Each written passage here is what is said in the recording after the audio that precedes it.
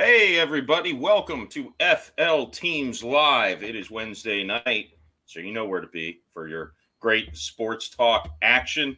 I am Jeff Macolino. I host Bolts and Bats in the Bay here on FL Teams, and I am joined by the excellent Andrew Eshman from the Jag Roar podcast. And we will be joined later in the broadcast by our fearless leader, president, founder, and king of FL Teams, Isaac Edelman. First, shout out to our sponsor, our good friends over at Symbol. Symbol is the stock market for sports that allows you to trade sports teams like stocks and earn cash payouts when your teams win. Symbol has blended sports and the stock market to offer you a new way to invest in and profit off your favorite teams. Use your sports knowledge to buy low, sell high, and earn cash payouts when your teams win. Join the thousands of early adopters who have started to profit off their sports knowledge. Visit www.simbull.com or visit the link in the description, and probably at some point will be on this bottom bar here.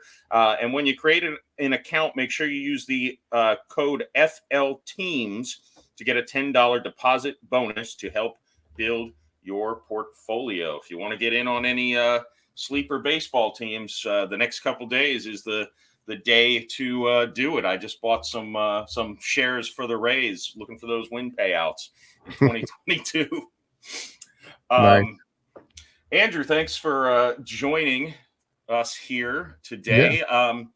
We've got a lot of different sports news going on, so this won't be as focused on one specific topic as previous episodes of FL Teams Live have been. This is arguably the best time of year to be a sports fan, I would say, because everything has something going for it right now. Yeah. And of all sports, let's start by talking about golf. The Masters is this weekend, and I'll be honest, I didn't even realize that until it was announced that Tiger Woods was going to be trying to make his comeback and return. And now I plan on watching probably the whole thing. Tiger Woods doing his old Tom Brady thing, right? You know, trying to come back and get those ratings, right? Yeah, well, and he makes such an impact on the TV ratings. And even, I love when they show the overhead shots at the golf tournaments of just the crowd flocking with Tiger from hole to hole.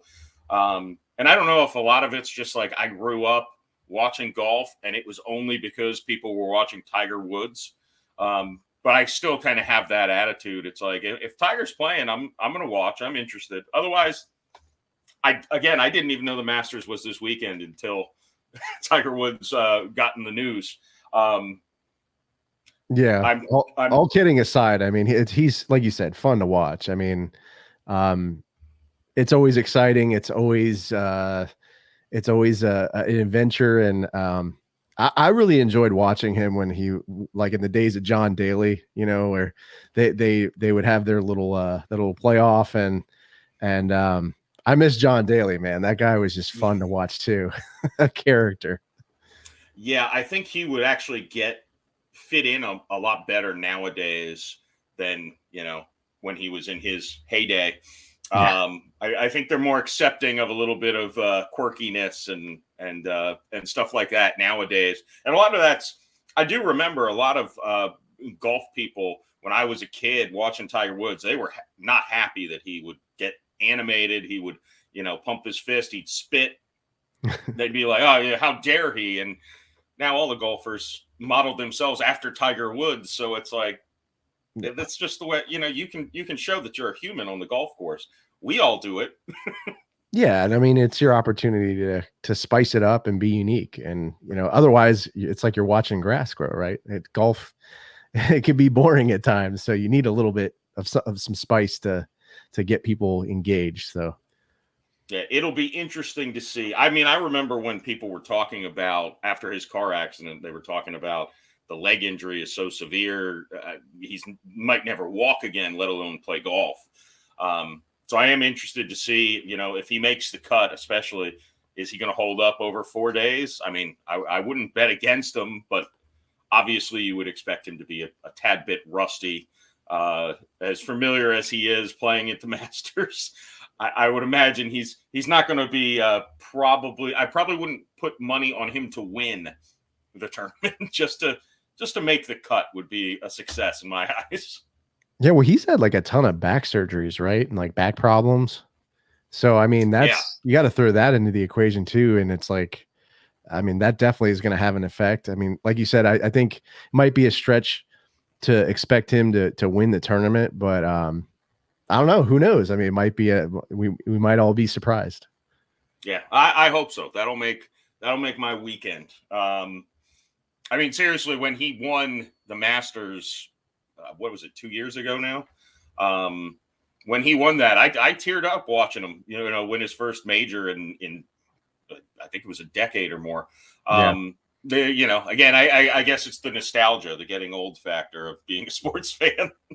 Yeah, I mean, you like to relive those moments, and it's great to see him have that comeback moment. Yeah, well, here's hoping. I'm still holding out hope he somehow gets a few more majors.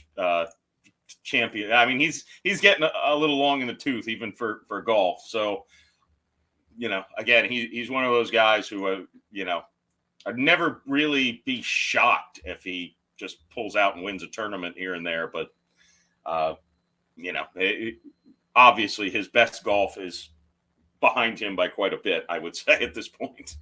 Yeah, I think it'd be awesome if he would go and win another British Open or something. That would be pretty cool to watch, or like a US Open or something, Yeah, well, I feel like I haven't heard any golf news in a year. The only thing I remember registering about golf over the past year is when Tiger did that tournament with his son. And they rode in the golf cart. He didn't have to walk the whole thing. I remember registering that. That wasn't that long ago. But other than that, I'm like, I couldn't tell you who won the last 4 majors. Me neither. I felt like the TV, maybe the TV aspect of it, or just the sport kind of fell off a little bit, and everyone was like really into football and hockey and basketball. But I mean, golf, it's fun to watch, if you're watching the right tournament, or, like Tiger's playing, like you said. Yeah. Well, the ratings, the TV networks are praying that Tiger Woods is just lingering around the top 20, the last couple days, because the ratings are going to be so much different depending on where he is. Yeah, absolutely. Speaking of champions, the NCAA tournament obviously wrapped up a couple days ago with Kansas winning their 4th national championship. Big comeback against UNC in the championship game. Arguably, I'm curious. I want to look at the ratings, but I'm curious if the Duke UNC Final Four game a couple days earlier actually maybe got more attention and more ratings than the actual championship game. Obviously, we didn't know whether it was going to be Coach K's last game. They did make the note that his first loss as a coach was to North Carolina, and his last loss is also against North Carolina. I'm in the minority. I've always respected the dude, and I'm sure he's done some stupid things over the course of his career, but I've always thought he stayed at one school. He built them. They're a powerhouse.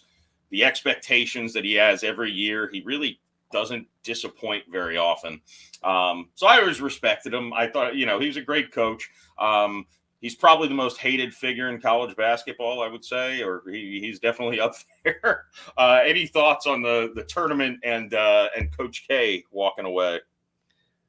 I have to piggyback off what you said. I mean, you have to give Coach K the credit he deserves, just with the longevity of his career and staying with at one school, being able to be as successful as he was just throughout all those years. I mean, tons of winning seasons and championships.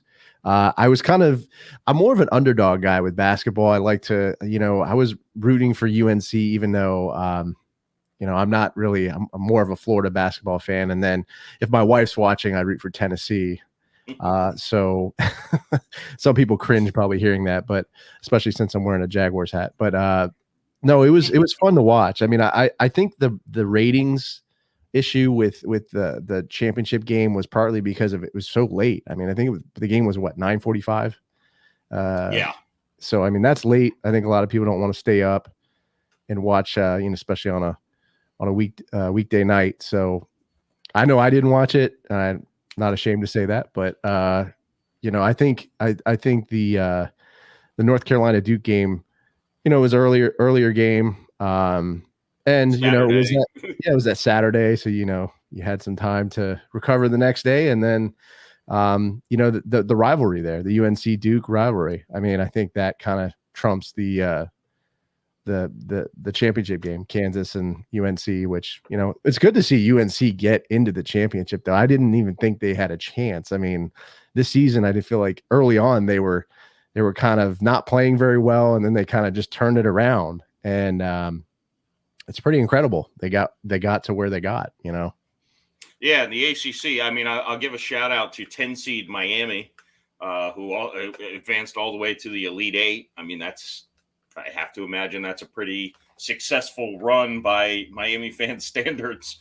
But yeah, so UNC an 8 seed, Miami a 10 seed. They got pretty deep. The ACC just I would never want to face, no matter what seed they are, I would never want to face an ACC team in the tournament.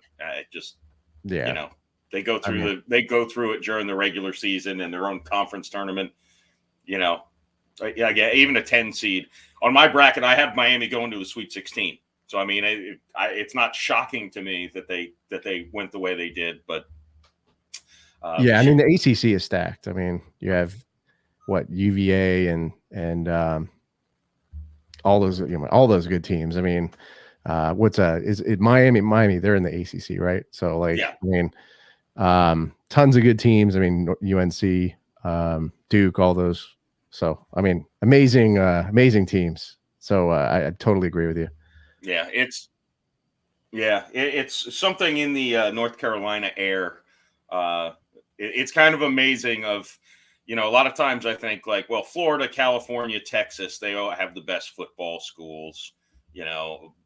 Basketball, I'm not sure if most of these recruits are actually from the North Carolina area, but even NC State has a good program too. It's like anyone in North Carolina, just, they're going to get kids to come there. Yeah, I mean, they have the reputation too. I mean, all the great players that went through, colleges like Duke, and with Jordan, going through UNC, being a Tar Heel. I think that's a big draw, to those type of schools. And it's like you said, maybe there's something in the air as well. Yeah. Well, and UNC also has had great coaches. They haven't had a consistent coach like Coach K, for the past however many decades, but they've always had a good coach too. So that's got to be part of it. Yeah, that definitely helps. So the only sport that's not really playing right now is football. But even that, it's a great time of year because we're prepping for the draft, and everyone's got their mock drafts coming out. FL Teams is going to have a mock draft in a couple weeks. Nice. It seems like the draft should be tomorrow, but it's still almost a full month away. But a couple things with the NFL. It's kind of the slow period. The signings have slowed down. You're seeing kind of the B squad free agents signing with teams and not getting ridiculous Christian Kirk amount of money. Even though he's still wrecked the wide receiver market, that's still a position that has not signed because of that Christian Kirk contract. That's what we do. We're the Jaguars. But a couple things. One, we did touch on it. It was breaking news last week. And I said to you before the broadcast, so Bruce Arians obviously retiring as a coach, moved to the front office of the Bucs. And I said to you beforehand, I may have been the very first person on a broadcast to say, I bet Tom Brady made this a condition of coming back. And it seemed to be a popular rumor going around after the fact. But if you roll the tape, I might be the first person who actually said it on air. It's been no secret I'm not a fan of Bruce Arians. I distinctly remember both times the Saints beat the Bucs in 2020 in the regular season. Arians ripped Brady apart in the post game. I've also mentioned I didn't like the way he treated Jameis Winston. Really throwing your quarterback under the bus is not really a admirable trait for a head coach, in my humble opinion. But that seemed to be a go-to move for him when they lost. As a Saints fan, I'll say the sad thing is I do think the Bucs actually got better. I think Bowles will be a better head coach than Arians. I think they'll probably have less drama, which was a bit of a problem last year, especially with Antonio Brown. Not to mention Arians got fined by the NFL for hitting one of his players in the first round of the playoffs. Oh, wow. I didn't know that. Yeah, he got fined. It was weird because the NFL fined him $50,000 for punching his own player. And it's like, I wonder if that's ever happened before, that the league fined a coach for hitting his own player. I'm surprised you didn't get canned for that. That's a pretty big deal. Yeah, I thought when they lost, I thought he would be retiring very shortly after the season, frankly. Antonio Brown accused him of some things, for trying to force him to play. I think Antonio Brown's a nutcase. There may not be some truth to what he said, but that you're going to take everything with a grain of salt out of his mouth. But yeah, I think, from a Bucs perspective, I think they've got better. They now have a younger guy in the head coach. They locked him up for a 5-year extension. Byron Leftwich, they have a good year. He might be out the door next offseason as a head coach, but he now has full control of everything on offense. He doesn't have to worry about the old crotchety drunk disagreeing with him about anything. So I think the Bucs, I think it's addition by subtraction really for the Bucs. I mean, they don't have to deal with him, punching people or punching his own players. And I heard rumors that he was cussing out players. And I mean, I don't want to say he's got an Urban Meyer kind of feel to it, but I mean, kind of the same situation a little bit. I mean, Urban Meyer kicking his players, telling them, his coaches, that they're losers. And I mean, it's it's unbelievable how many opportunities, some of these coaches get just with some of the stuff that they pull. It's just, I don't know. It's just crazy. Well, I had the same thought of Urban Meyer, different reasons, obviously, but it's still look at me, I'm the sideshow on this team. It's you don't want a sideshow on your team. You want a team that doesn't have distractions. And when the head coach is the main distracting issue with the team, there's a bit of a problem there. That's supposed to be the stabilizing force, not the, hey, let's talk about our coach out at a bar with some young co-eds, or let's talk about our coach beating up his own players and cursing out the greatest quarterback of all time for blowing a game in the regular season. Yeah, it'll just be nice, I think, for Tampa Bay to, like you said, without the drama, a little bit more stability. Byron getting, control of the offense, Todd Bowles, having, just seems to be more calm and collected, has experience, being the defensive coordinator for the Bucs. So it'll be interesting to see how they do this year. I don't know if it's going to be a learning curve for Todd. I mean, I don't think so. I think it sounds like Bruce was kind of grooming him for that role for a while. So I think the interesting thing will be Byron Leftwich, really, because he was in the running for the head coach spot for Jacksonville, and then that kind of fell apart, and then he went back to Tampa Bay, and I thought maybe he would have gotten the job, and because that would be one of the main drivers for him going back to Tampa Bay, but that's not the case. So it'll be interesting to see what happens. And maybe it's like you said, he leaves in, next year and he gets another, coaching opportunity.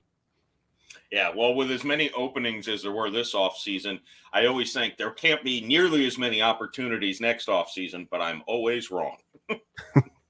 Yeah. The offseason is always an interesting time. There's always, unexpected things that happen. So. Yeah, the other news that kind of shook things up a little bit involved the Bucks division rival, the Saints and Eagles trade, which there were some ridiculous takes on this when it initially came out. So the Saints traded the 18th pick in the draft and a first rounder next year, a second rounder in 2024, and a third rounder and seventh rounder this year. The Saints got picks 19 and 16 and a sixth round pick. According to the most recent, draft trade charts, pretty darn even trade. A big factor is going to be, are the Saints picking 10th or 30th next season in the draft? Obviously, that's going to really determine how good of a deal the Eagles got. If they get a top 10 pick, obviously the Saints, I would say, got fleeced. But if they're picking 30th, I would say the Eagles got fleeced. And the odds are, especially in the weak NFC, they'll be somewhere in between there, I would assume. The interesting rumors, the first speculation is the Saints now have these two mid-first round picks, and they could trade into the top 5 if they want to. So if they love Kenny Pickett or Malik Willis, they're making a lot of the standard logic is you don't make a move like this unless you're getting your franchise quarterback. And I understand the logic.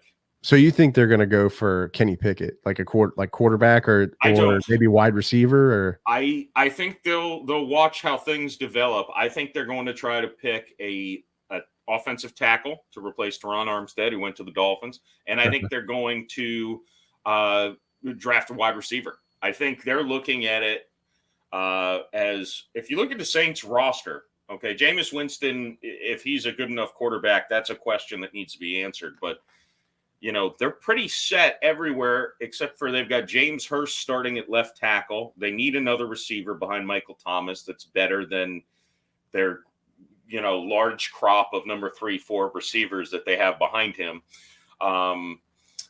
Defensively, their only hole, kind of, sort of, is at safety, and they brought in Tyrann Mathieu for a visit, and, I think that would be work huge. out. Yeah, if they sign him, they can draft. The receiver crop in this draft is, I think there's 10 guys who could be day one starters, week one starters. So there's a lot of talent there. There's a few offensive tackles that really flash. I think they might plug their two weaknesses, and all of a sudden, I think you've got the third or fourth best NFC team just, ready to go. It's, again, a lot's going to depend on how Jameis holds up for a whole season. He kind of had training wheels on last year, so he needs to split the difference between the 30-30 guy and I think he ended up throwing 3 interceptions and 14 touchdowns in 7 games. Very good quarterback rating, but he also was averaging like 180 yards passing a game. Not enough to really, the offense was not thriving. It just was not making many mistakes. People forget how good the Saints defense has been, though. So, I think their logic is going to be try to just plug the holes. We're a playoff team. If we plug these holes, we're a much better playoff team than what we probably are now, which is, a 6-7 seed. Yeah, I could see you guys going for a wide receiver, but at those two spots, I think, what was it, 16 and 19? Was that what it was? I don't know if you're going to get any guys like Treylon Burks or like Jameson Williams. There is that one guy from Penn State. I think it's Jahan Dotson. He's pretty good. So like Chris Olave will probably fall in that range somewhere around there. And I think he's a plug and play NFL receiver. Yeah. Jameson Williams will I'm guessing he's going to fall only because of the injury. And there's some uncertainty whether he'll actually be a week 1 starter because we don't know if he's going to be on the field week 1. So I think there's and the Saints, if they are focused on a guy, they'll jump up and get him. They're a little reckless at times with their moves. trading, a couple of first-round picks to get Marcus Davenport, who just this past season when he was on the field was tearing it up, but he's not on the field very often. I think he played in 9 games, he got 8.5 sacks, and that doesn't tell the story about how much of a wrecking ball he was in the backfield. But again, playing 9 out of 17 games every year is not worth multiple first-round picks in my book. Yeah, well, I mean, you guys could really luck out on this deal, especially like you said with if the Eagles, if they're picking, in the first round next year, they have don't do well this year, it could work out for you. It could be pretty big. I mean, I think it's a great deal. I mean, I think it's pretty fair trade. And I think like you said, you put yourself in a position to trade up, which I think you're going to trade up one of those picks. I think at least one of them. I think you're going to try to get somebody in the first 10 picks maybe. So maybe trade with the Jaguars. Who knows? Well, and they, there is the logic too that somebody said, they could trade into the top 5, try to go get Evan Neal out of Alabama, and you've got Ramczyk on the right and him on the left. Your offensive line is going to be dominant for years. And then their next pick is like 48 in the second round. There's still going to be probably a solid number 2 receiver that's still there at 48. Because I mean, obviously you don't want to pick the wrong one because 1 or 2 of them are going to be busts. But there's a lot of talented wide receivers. The second round, I think you're still getting a starter. So will be interesting to see how that shakes up. By the way, everyone, if you're depending on how you're watching us, you can make comments if you're on YouTube or Facebook, I believe, or you can join in on Twitter Spaces and request to talk if you want to chime in. Just don't insult us, please. Well, you can insult us a little bit. Just try not to be too vulgar. Speaking of vulgar, here is our fearless leader, Isaac Edelman, joining us. Thanks for hopping in, Isaac. Of course, and I couldn't thank both of you guys because FL Teams is, without you guys, FL Teams would be nowhere. The best Florida sports source. But today we've decided to expand our reach, and we're talking just all sports, right? We mentioned golf for the first time, I think maybe in FL Teams history, so that's a milestone. We also touched on the Saints. They're nowhere close to a Florida team, even though they deal with hurricanes like we do. But yeah, no, happy to be on and happy for you guys to be on here as well. Yeah. Hey, the Saints did play a home game in Jacksonville last season, so yeah, there we go. Well, speaking of Florida teams, I mean, our next couple topics kind of hit home a little bit more. We alluded to it earlier, Major League Baseball opening day tomorrow for a lot of teams. The Rays' first game is on Friday. Exciting time of the year. Also a good time. We did an MLB preview last week, but Isaac, especially for you, going into that first series, and the Marlins start on a West Coast road trip, which I feel like that's a not the greatest way to start out a season. It's kind of bad luck on the draw there, but how do you feel with the Marlins, heading into opening day? Just Alcantara's the opening day starter, I assume. Yeah. I should have checked that, but it's a safe assumption. And they're going against the Giants and the Angels this first couple series, right? Yeah, I know. I feel confident with the Marlins this season. I don't think we should judge them by their record after 1 week because I don't think it's going to be that good. The Giants were amazing last year. The Angels, we know them. They're not too good. They should be good, right? Ohtani, Trout, Rendon. Now they have Noah Syndergaard. But I feel confident with this Marlins team. They made a lot of offseason moves. They signed the reigning World Series MVP, Jorge Soler. Jeff knows him well, Joey Wendell, he was an All-Star last season. The Marlins got Avisail Garcia, a former All-Star. He has one of the strongest arms in the outfield. And the Marlins kept their young pitching staff. Sandy Alcantara, Pablo Lopez, Trevor Rogers. all terrific players. And one thing that's not talked about enough is Don Mattingly. He's a terrific manager.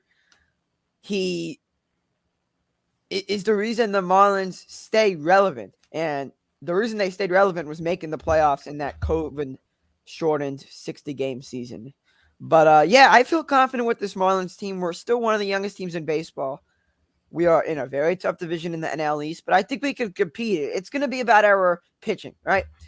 We didn't win many games last year, but that is because we had no offense to support our pitching. But with Soler, Wendell, Garcia, we should have a little up in our offense. And because the Marlins are so young, I'd hope that some players got better swings and progressed as, their skill sets. Yeah, that's always got to be your hope with the young guys, is that they continually improve season to season. I don't think my latest episode of Bolts and Bats in the Bay is out, but I went on a little bit of a rant for the Rays trading Austin Meadows. Not a fan, although, I'm one of those people who I will sit there and I'll look at it. I'll look at more stats. I'll look at it more and more, and I'll say, I get it.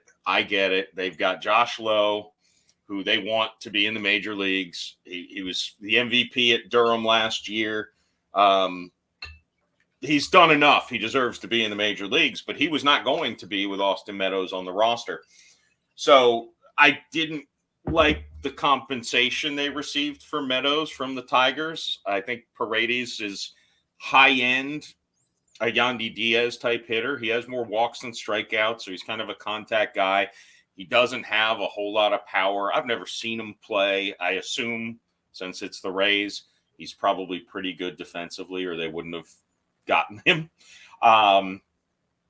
And I think he's going to be at Durham anyways. They get a pick that should be around number 70, which is, I was upset because I do think Austin Meadows is going to have a big year this year. I mean, I think he could be an all-star as the AL's DH in the all-star game, which he was just a couple years ago. It's not that far-fetched of an idea. I thought he was going to have a big year. I think he'll do well for Detroit, but I do understand their thought process is we want Josh. If we have to pick between the two, Austin Meadows, the other thing is he's terribly defensively. The Rays still always like to focus on defense. They just signed Manuel Margot to a contract extension, and his bat's fine. He's a decent hitter, and he is one of their only kind of right-handed hitters that has a little bit of power, other than Mike Zunino, of course. But it's his defense that I think they're going to want him in the outfield 150 games every year. And Austin Meadows, every time he played the outfield, it was a bit of an adventure. He's just not good. He's a natural designated hitter. Yeah. So I kind of have a better sense of what the Rays are going for. It was not that they were trying to be cheap by shedding, his $4 million contract this year. Again, they just threw money at Manuel Margot. It's not, they tried to sign Freddie Freeman. They're actually making some aggressive spending moves that I respect that they haven't made in the past, frankly. Yeah. It's just about getting Josh Lowe on the field on a regular basis in the major leagues instead of Austin Meadows, and hopefully they picked up at least a decent utility infielder for the future in the process. Yeah, but this is what I'm worried about with the Rays.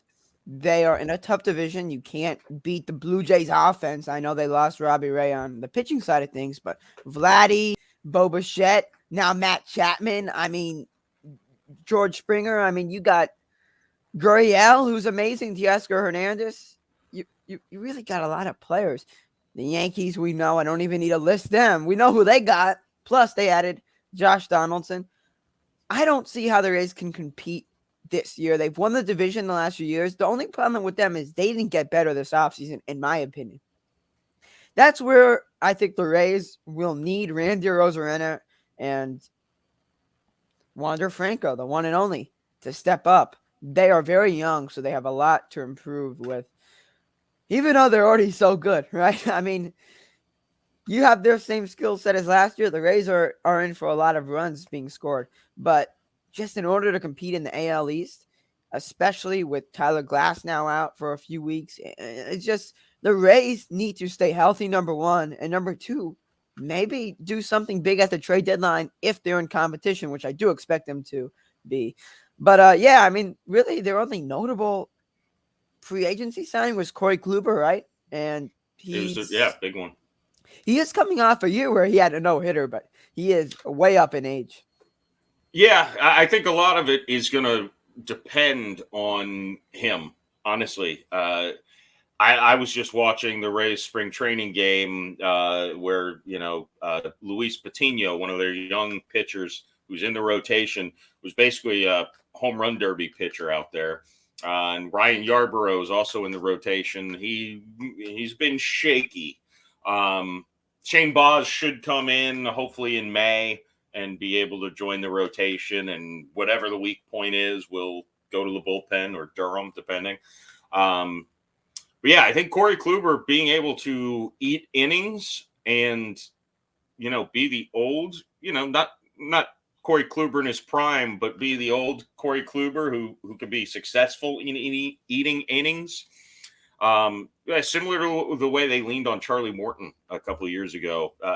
Just they need him to they can't have him turn out to be like a Chris Archer from last year. They were able to get by without Chris Archer staying healthy or pitching well. I don't think they can have a great season without Corey Kluber getting, 6 innings at least into games and eating a lot of those innings for the young guys who haven't ever stretched out their arms over the course of a full season, like Patino and Rasmussen, who I'm very high on Drew Rasmussen, but he's never pitched 100 innings in the major leagues. He's just not, they're not going to have him throw 200 innings this year. They're going to have him on a strict innings count, probably 20 to 30% more than what he pitched last year. So who do you guys think they're going to pick somebody up in free agency before the trade deadline? Who do you think, and if they did, who do you think they'd pick up? At this point, to me, it kind of feels like they're going to roll with what they got right now into the start of the season. I think they'll be aggressive in both trade or free agency if they find a quick weak spot or, a guy like Brandon Lau or Mike Zunino. Well, maybe not Zunino. I think they're pretty high on Mejia and their catching depth. But a guy like Brandon Lau, who's a guy who's going to need to hit 35, 40 home runs this year for the Rays. They're going to need him to provide a lot of power. He can't have those long slumps that he is somewhat well known for. He's a great hitter. So, not trying to disparage him, but if he gets hurt 2 weeks into the season, I think they'll make some aggressive moves to try to shore up the offense. Similar to last year when they traded for Nelson Cruz, I think it was a few weeks before the trade deadline that they did that. If they see a hole open up, the Rays do have one thing you can't help but respect is the way their front office views it as, there's runs, you're going to have to score this many runs. You're going to have to prevent this many runs. Your pitching can allow this many runs. So if they see our offense now, our production's going to drop 15%, we need to fix that. They'll figure out positions. I mean, they're famous for making Ben Zobrist and Joey Wendell type players who could play 7 positions on the field. They'll figure out. They played Nelson Cruz at first base last year a couple times. Never had done that. He's in his, I think he was 41 years old. Never had played first base before. Whereas like, you'll do it because that's where we need you. So learn to play the position and do it. I respect the way they approach things very mathematically and formulaically. So yeah, if they see a certain dip or an injury to a certain aspect of their game, they'll figure out. And one other factor is Brandon Lau gets hurt and he's going to miss 2 months. Their response to that may be signing or trading for a bullpen arm or a player who plays great defense to just cut down the run prevention and the runs allowed. So they're a unique team. And I got to see the beginnings of the organization's, formula, with Andrew Friedman and Jerry Hunsaker leading the front office. It was, it's fun to see how it's worked, and they've continued to be competitive almost every year for, this is 14 years now. It's impressive, and I can't help but respect them and have a little blind faith that they're going to figure things out one way or another. Well, one last thing before I think we have a speaker, right, Andrew? Yeah, we have Lee Joe here. Yeah, we'll let him in a second. One thing that's really surprising, former All-Star Michael Conforto still without a team. Opening day is a few hours away. I mean, we're less than 24 hours. He's not on any team. He is probably just working out on his own, but he had no spring training games. He's really just a lone star player. He's coming off a terrible season, but when I say terrible for what his expectations were, that's a solid outfield piece that any team could use, even on the bench. Agreed. All right, Lee John, I just added you in here. Let's see if this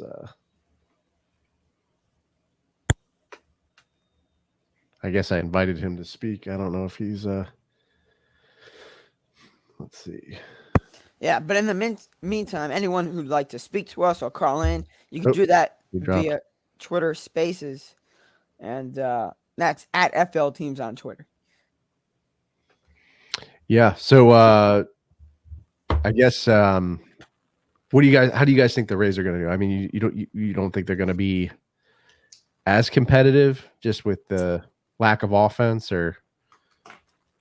I think, especially with the expanded postseason, I think they still get in.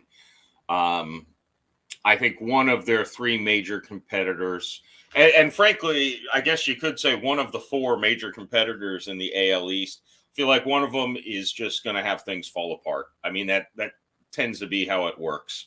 The Red Sox or the Yankees might have a few injuries or just guys who have bad seasons. The Yankees can't be the Lakers of the NBA this year. They could be, is the thing. And basically the equivalent to that is, right, LeBron James is having one of his best seasons. That's like Aaron Judge hits 60 home runs and the Yankees missed the playoffs. I mean, I wouldn't be shocked if that happened. I also think Toronto, they've got a murderer's row lineup. Their pitching is going to be a problem. They're going to have slumps because, they're not going to score 8 runs every game. And they're going to go through stretches where their pitchers are just giving up too much. Yeah. But I feel like they're one of those teams. And I know we're going to talk about the Florida Panthers, right? The Panthers have bad goaltending, but their offense makes up for it. I feel like the Blue Jays could be one of those teams that make up for the bad pitching when it happens. They still have Ryu. I know they lost the American League Cy Young winner. That's something that's not talked about. The Mariners can compete this year. That AL West division is probably the weakest American League division. I'll have to fact check that. Maybe the AL Central, but the AL West. Well, to me, the best 4 teams in the American League are in the same division, and then the worst teams, yeah, also there. But the Mariners could compete with addition of Ray. I think the Blue Jays just need to understand that Vladdy needs to stay healthy. Matt Chapman needs to stay healthy. Everyone needs to stay healthy. I know we say that for every team, right? Obviously, when a player stays healthy, they could produce, right? Because they're on the field. But the Blue Jays are one of those teams that just have hitting. They haven't had a good bullpen in years. Am I right about that? I'm more of an NL East guy. Jeff, you're an AL East guy? Yeah. Yeah, they to me, and I'm sure I'm wrong. I'm sure, obviously, they had a Cy Young winner last year, but no, their pitching staff, the best I ever remember it was when Doc Holliday was their ace, and every 5 days you knew he was going to win, or at least keep the team to 1 or 2 runs. Like he had a stretch in Toronto that was as dominant, and I guess in Philly when he went there, that was as dominant as any pitcher I've seen in my lifetime. I'm looking at their roster, though. This is interesting. They signed a pitcher who actually is coming off All-Star year. I did not know this. I was just searching it up. Kevin Gausman. He was on the Giants last year. He was an All-Star. Wow. So they got him. They also got, I hope I'm pronouncing his name right, from the Mariners, UC Kikuchi. He is coming off a terrific year as well. Guess what? He was I also an hope all-star you're pronouncing his name right too, because that's delightful. Yeah. Hey, but you know something? This is totally surprising to me. They lost Robbie Ray, the AL Cy Young winner, but they might have gotten two replacements that really make up for the loss. Kikuchi and and also Gosman were all-stars last year. I did not know that. That's interesting, right, Jeff? I mean, those are two pitchers that are pretty good. I don't know. I'll believe it when I see it with Toronto. Fair enough. Yeah, I remember a couple of games that they played in Dunedin against the Rays, regular season games last year in Dunedin, where they blew big leads, and it was just like, this is not a team. They're kind of going the antithesis of what the Rays are. The Rays were always, we're going to be pitching and defense. If we can get offense, that's going to put us over the edge, but we're going to focus on preventing the other team from scoring. And that's the easiest way to compete with the guys who spend more money than we ever can. The Blue Jays did an amazing job drafting these great young players. They've got an offense that hypothetically should be a powerhouse for the next decade. I don't know. I think this is a conversation we'll have when we talk about the NHL. It's nice to have an explosive offense, but I'd argue the Lightning have had the best offensive team the last couple seasons. They won low-scoring games in the playoffs because their defense and goaltending tightened up. And that's kind of it's still kind of how I feel about Toronto. I don't know. I'll believe it. I'll trust them when they start winning low-scoring games because, again, as good as your offense is, you're not going to score 7 runs every game. You're going to need to mix run prevention in with run scoring. So we'll see. I mean, yeah, they've got explosive potential. I was looking at a lot of experts' picks in the American League, and I think Toronto had the most picks to represent the American League in the World Series on the experts I was looking at. And the Rays, I think, were second, believe it or not. So, I mean, and that is interesting to me because I suspected the Yankees and Red Sox would be the teams most people would say. Now, granted, I think people like to pick the underdog a little bit. And even if their teams are all pretty competitively balanced, the Rays and the Blue Jays will always be underdogs to the Yankees and the Red Sox. Yeah, Lee John joined the spaces again. Lee John, I sent you an invite if you want to talk. I want to provide some thoughts, some input. But yeah, guys, I'm a Caps fan. I mean, I'm at work. I can't talk much. I just like to listen to the Jag stuff, Oh, what's up, Lee? I'll be on the mic in like 15. I'll keep listening up for now. Okay. All right. Yeah, so switching gears to the NHL. Again, great time of year. The regular season's winding down. The playoffs will be upon us shortly. The Florida Panthers were the first team to clinch a playoff berth, even though the Eastern Conference there's a big chasm between the top 8 and the bottom 8. The teams have been set for about 2 months now in the Eastern Conference. But the Panthers officially are in the playoffs and looking like they're going to be the number 1 seed at this point, barring a collapse. I've said many times on my bolts and bats on the Bay, I couldn't care less about the number 1 seed. Lightning had the best record in NHL history and got swept in the first round 3 years ago. The last 2 years, they were third in the division last year, and I think second the year before. They won the Stanley Cup. Just get in. The seeds really don't matter in hockey all that much. I don't think they make a big deal even if an 8 seed beats a 1 seed in the NHL. It's just kind of, these are all pretty good teams generally that get in. But let's start with the Panthers and Isaac, it's your team. The they're having another very good regular season. Last year's postseason, I would say, I don't want to speak for you, but was a little disappointing outing. I think they kind of had a bad philosophy in their approach to the Lightning series, frankly. And I don't know. Maybe they learned from that.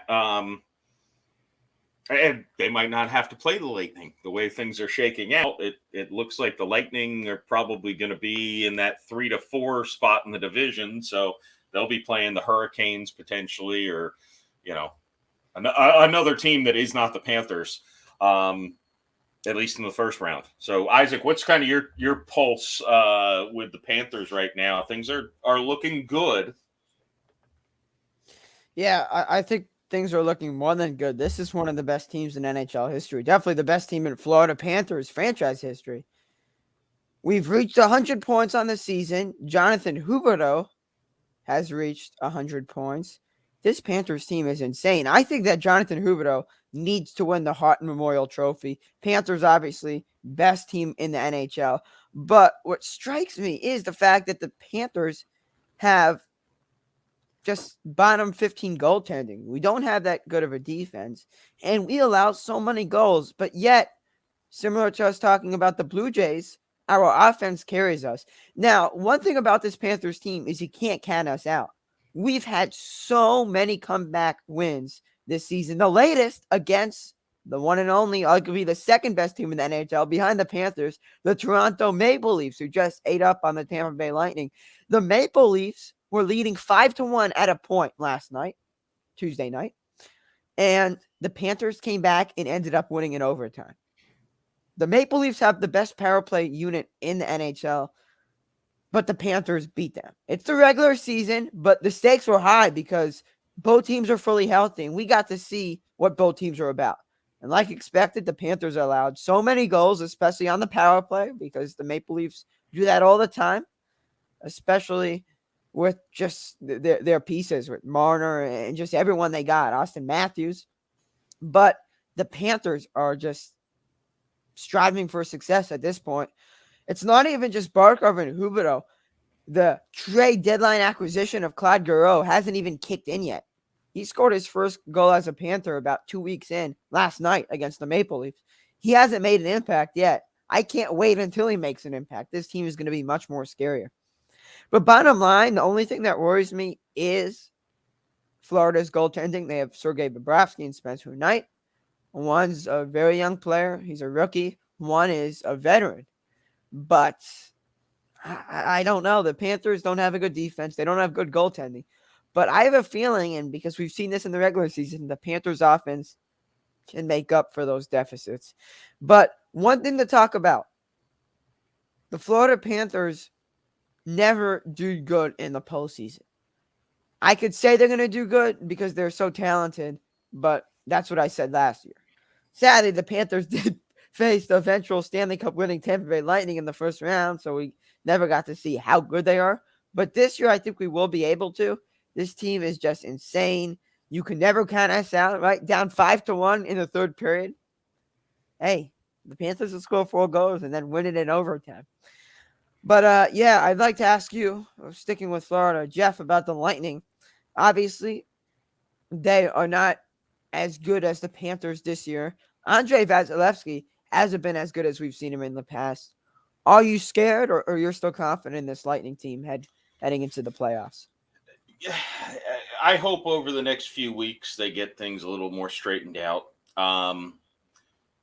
Vasilevsky, it's hard. I think he still leads the NHL in wins, so it's hard to crap on him too much. But in fairness, he has not looked like the same Andrei Vasilevsky. That being said, he never looks like playoff Andrei Vasilevsky until the playoffs. Exactly. That's, the thing that I hope shines through. Ryan McDonough's been out. Their defense has been terrible the last couple of weeks. Although I don't think you can just blame it on McDonough. They moved Stamkos to the top line with Kucherov and Point. They're scoring goals, but they're making too many turnovers. Just they're playing too cute, I would say. Those three together, Point, Kucherov, and Stamkos, 3 of the best forwards in the entire league. I don't know that they make a great line, the three of them. I think, I think mixing them in with a couple of more grinders, like Andre Palat's usually on that line instead of Stamkos on the top line. Stamkos is with Cirelli and Killorn, who will rough people up. Stamkos is the toughest forward on that line, and he's not a guy who really mixes it up all that much. So I kind of don't like that line. I like it philosophically of this could be the most explosive line in the NHL scoring. I think they just get a little too cute with the puck, and the Lightning defense is very famous for pinching forward, and that's created a lot of odd man rushes coming the other way. I don't think it's been great. The good news is the trade deadline, Brandon Hagel and Nick Paul. Nick Paul was much less heralded, but he's been the best player on the Lightning this past week. They joined Ross Colton on the third line, and that third line has been the best line for the team consistently every game for the last 4 or 5 games since I've been back in the country. That's been the line that's exciting when they're on the ice. So I think, Pat Maroon made a comment after the last game against Toronto that he's like, look, we even just had a 4-game winning streak.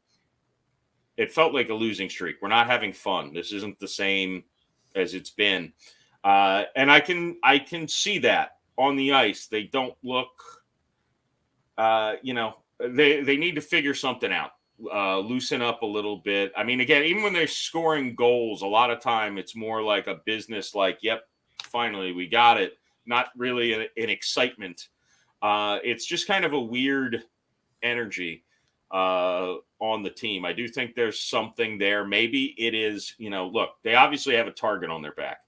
Teams show up and give their A game every time they play the Lightning because they've won the last 2 Stanley Cups, of course. And this is a team that, let's face it, no one's going to be shocked if they win a third. I'll say, the thing that gives me the most hope, even though I'm far less optimistic than the past 2 seasons, is that I'm hoping this last 3 weeks or so, they can kind of figure some things out and get some things clicking a little bit better. But B is they always seem to tighten up a lot defensively. Vasilevsky takes a step up in the postseason. And that's what winning in the playoffs is. That's why I'd be concerned from the Panthers' perspective. It's really about winning the 1-0, the 2-1 games. I mean, the Lightning, I would say, again, for years now, have been able to light up the scoreboard with the best of them. But when they've been successful in the playoffs, they're just keeping the opponent down low. They score 1 or 2 goals, and they play a tight, suffocating defense, and they know that's the way to win.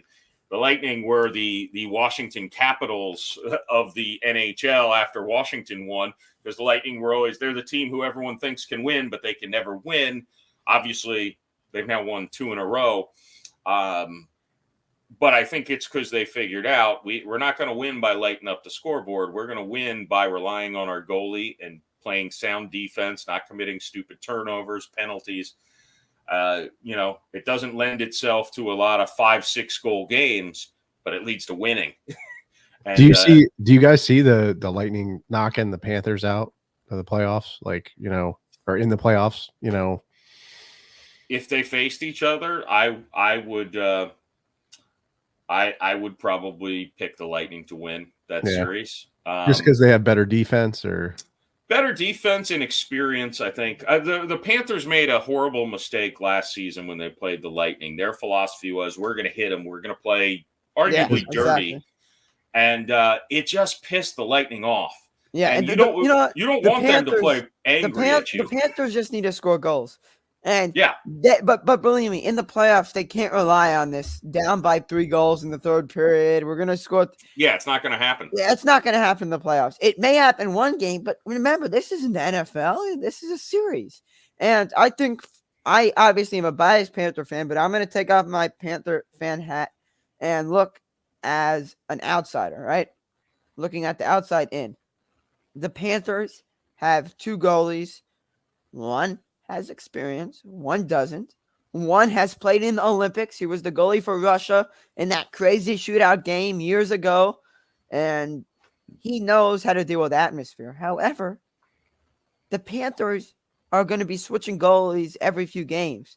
And then when Bobrovsky does bad, everyone's going to say, we should have played Spencer Knight. When Knight plays bad, everyone's going to say the opposite.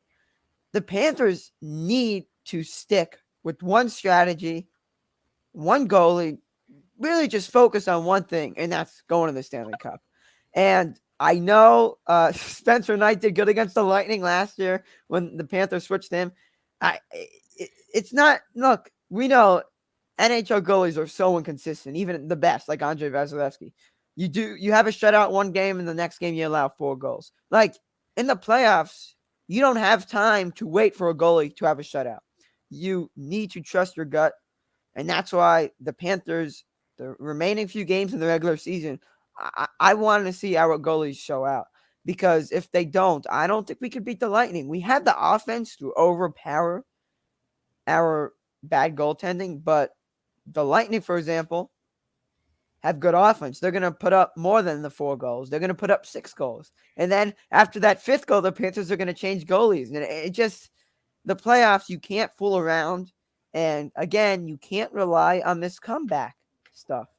The Panthers could complete comebacks, but in the playoffs, you're playing top-tier teams. And that's why I did enjoy the Panthers demolishing the choking Toronto Maple Leafs, right? Because the Maple Leafs are a top Stanley Cup contender. So it was nice to see the Panthers eat up on a team that will be competing with the Panthers and definitely the Lightning come playoff time. So Isaac, you're saying that they should the Panthers just keep their foot on the gas and offensively just, attack the Lightning and score as many goals as possible and play as good defense as they can, but not try to be that physical team like you said. The Panthers only are physical against the Lightning with all these fights and stuff. I haven't seen a big Panthers fight in weeks. We're winning, and we just need to keep on winning. I don't want there to be any controversy and stuff. Look, the Panthers are just rolling their way. They really haven't had a lot of things against them. Really, the only thing I can think of is the Aaron Ekblad injury, but that helped create cap space to sign and trade for Claude Giroux, so I'm not complaining about that. But yeah, the Panthers really have nothing in their way besides teams like the Maple Leafs and Lightning. But the Panthers, if you look at it on paper, should win those games. I don't know if they will, and part of that is experience. But yeah, that's really all I have to say about the Panthers and the Lightning too. Kucherov, Stamkos, they really don't have anything in their way except Andrei Vasilevsky's inconsistencies. The one thing I think benefits the Lightning is they've proven they can win no matter what style of game they have to play. They will fight you. You want to be physical? We'll send Pat Maroon and Corey Perry and Belmar's line out there. We'll beat your ass. We'll be more physical than you. You can't intimidate us with physicalness. You want to play cute? I would argue Stamkos, Kucherov, and Point are the most skilled set of forwards in the entire NHL when you put the 3 of them together. I mean, that's why the Lightning power play in the postseason is always so Braden Point. And Hedman. Add Hedman in there, and Killorn does a good job kind of just settling in front of the goaltender. I think that's what if you want to play a 1-0 type game, the Lightning will sit and play defense and attack when there's opportunities. You want to try to win in a shootout? We've got skill.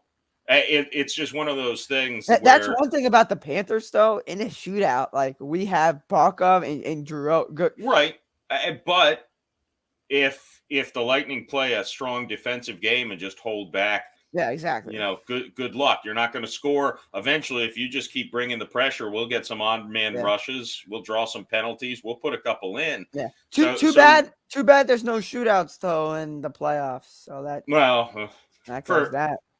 No, I'm okay with not having shootouts in the playoffs, but I think there's some value, understated value in the being able to win no matter how your opponent wants to play the game.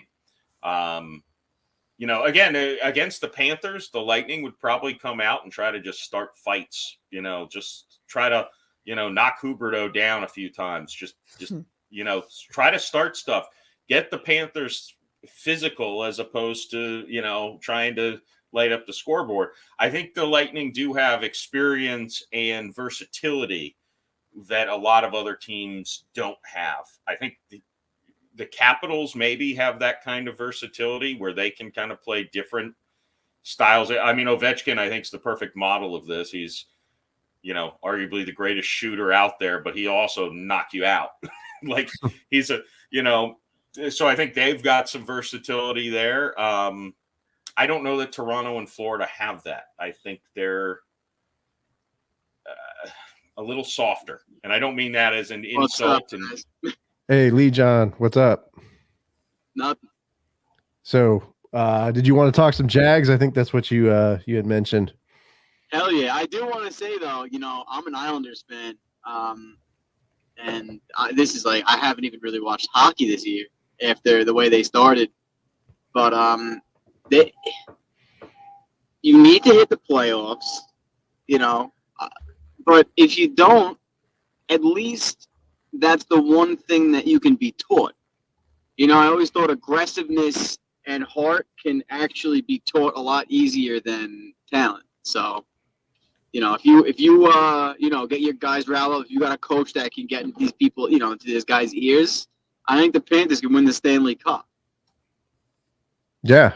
I mean, you got to be aggressive, right? And it's all about the tempo, setting the tempo, like you said. Absolutely. But it is always, the Jaguars are an off-season team, so it's prime Jag season right now. Yeah, man. We got Arden Key. What do you think? What are your thoughts? I don't really have a thought. Yeah. About Arden Key. I don't know where these teams think that they're going to get better. Sometimes and the Jaguars are a prime example of that. So where are you getting better? I think the only aspect the Jags got better this offseason is coaching, which is the number one most important position to get better at over quarterback. But right. if you don't address in free agency dominant players, then year after year you see bad free agent contracts. And we're probably due for one of the worst free agent seasons, or I'd say free agent years that we're gonna have, that we've seen in a while. So, what do you think was the worst, Christian Kirk contract, or what? I think the worst was probably, depending on what they do at number one, I would say the worst was probably re-signing Cam Robinson. Oh, the franchise tag, yeah. Yeah, the franchise on Robinson. I think that hurts. I don't even know if he signed it. No, he didn't sign it yet. He didn't sign it. I would trade it. I would trade that guy immediately. So you're thinking a tag and trade for draft picks or something, or? No, tag and trade for a receiver, because you could go take your tackle at one that replaces him, and you have Walker Little that you can put on the right. Yeah, I like that. If you put Little on the right or Little on the left and take Neal, then you're looking at Little on the left, Neal on the right, which is, not ideal to take a right tackle at one, but you just drafted Trevor Lawrence and he sucked last year. So can I protect this guy, please? Yeah, so, exactly. No matter if you want to watch some highlights 5 months later and feel better about how he played, he did not play well. His talent didn't get him out of 3rd and 10s like it was able to get Deshaun Watson out of 3rd and 10s and Mahomes and Allen, and it makes you nervous. Yeah. So I'm definitely nervous going into this year with my number one pick from last year. I need to get a tackle. So I would take him. They addressed the guard. They got Scherf, right? So Scherf will be plug and play. He might get hurt, but, it is what it is. Their center's not good, has never been good, is the most epitome of people not just watching and just deciding that he's decent because the Jaguars don't lose, or they lose the same amount of games with him or Linder. But look, if you're a rookie, or if you're any quarterback, the most important position that you need to be in is be in a position to step up 5 feet or 3 feet. You need to be able to step up because edge rushers get to you from 10 yards behind the line of scrimmage. They can never bend to get, they can't bend 6 yards. The tackles are too big. So when they're bending around that tackle, you need to understand that a good center and a good guard give your quarterback better pocket mobility and can make them better as rookies or second-year players than almost anything else. Because if your eyes are down and you're moving in the pocket like frantically and you can't set your feet, you can't do this, that, the next thing, then all the shit that you learn in the film room, you can't apply it. So, like Mac Jones last year, he was able to apply everything that he had learned because they were, there was a lot of quick plays. The running game was good. And he had that ability to step up in the pocket, move to the left, move to the right. Trevor Lawrence, you saw time and time again, stepping back and then trying to spin out to his left. And it just looked so ugly. And there was no way he was going to get away from him.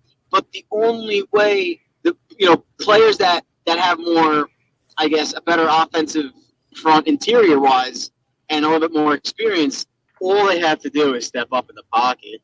Yeah. So I think that's so important. And I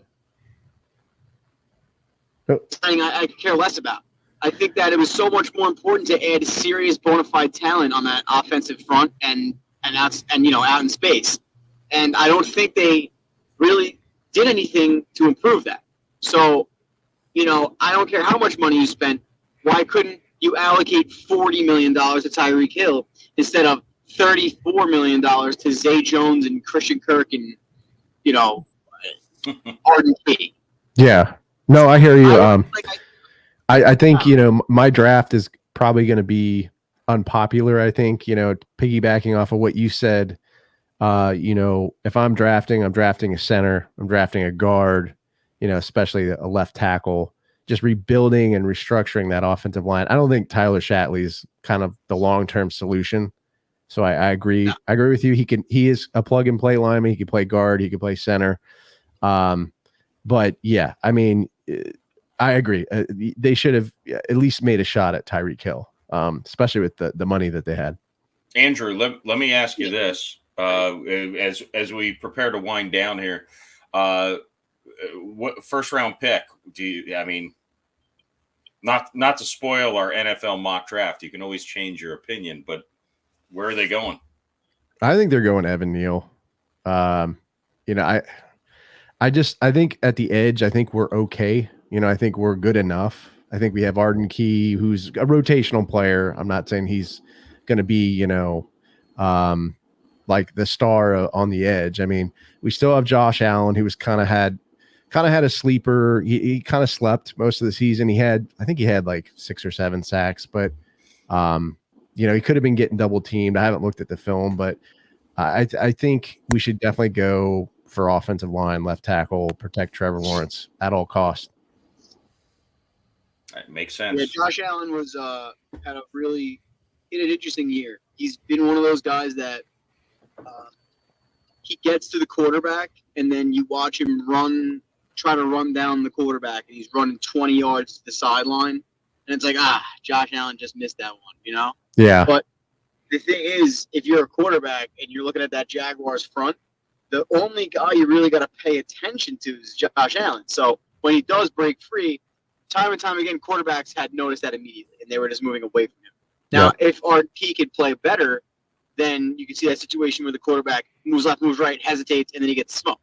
Yeah. So, I think that if they took Hutchinson, I wouldn't like that decision. Would it help the D line? I don't even think it would, man. I'm not really super high on him. But, a lot of people think he's just as good as freaking TJ Watt. It's absurd, the passes I've seen. Yeah, I just worry he's going to be another Taven Bryan. Yeah, I agree. So, hey, Lee John, we're running low on time here. I appreciate it, though. Yeah, thank you, Lee. Great Jags stuff. And I hope you join again because I enjoyed talking some Jags. So, yeah, anytime you guys are on, try to pop in. All right, man. Thanks. Take care. Yeah, for sure. Thanks, Lee. And anyone you want to chime in, hop on Twitter Spaces. You can make comments. We'll see them here if we're paying attention to them. We'll see them here. But hey, we're gonna wrap up this late episode of FL Teams Live. Thank you, Andrew Eshman from the Jag Roar podcast.